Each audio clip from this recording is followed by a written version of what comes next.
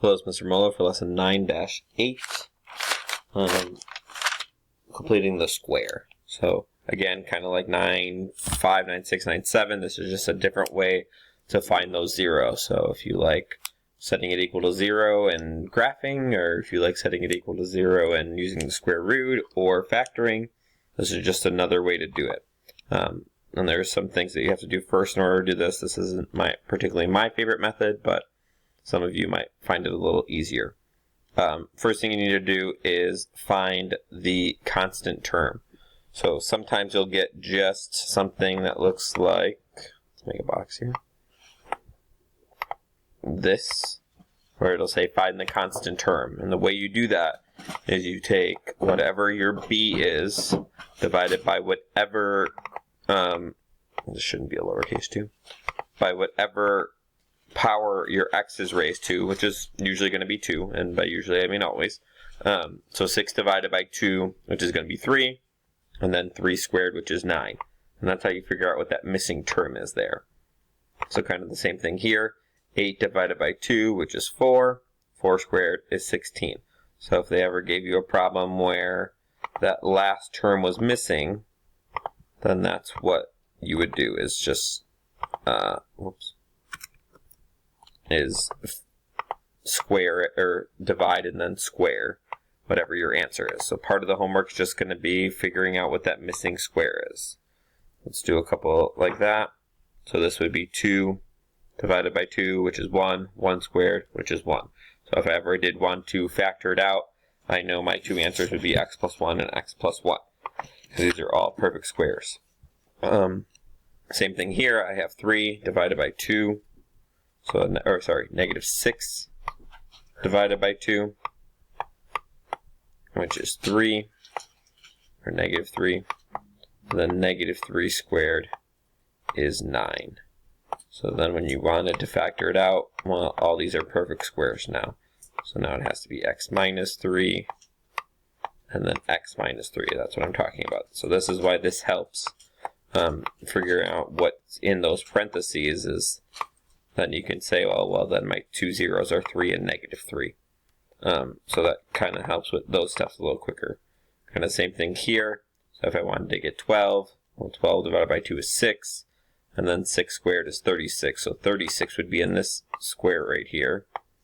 And then my two answers would be whatever x plus 12, x squared plus 12x plus 36 would be factored.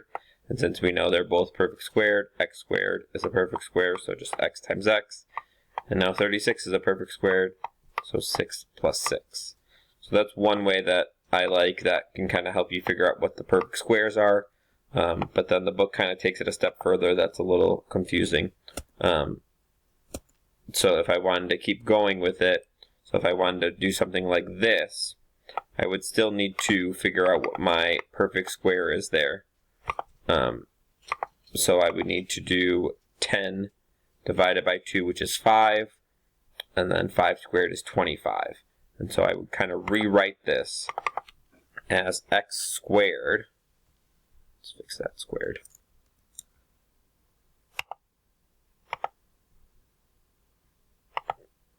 Okay, and then, no, leave that squared. There we go. So x squared plus 10x, and then I would add that 25 now. Plus 10x plus 25. Since I added 25 to the left side, I would need to add 25 to the right side. Okay, and remember I got 25 by doing this 10 divided by the squared, since it's squared is 2, and then squaring that. So that's where the 25 came from.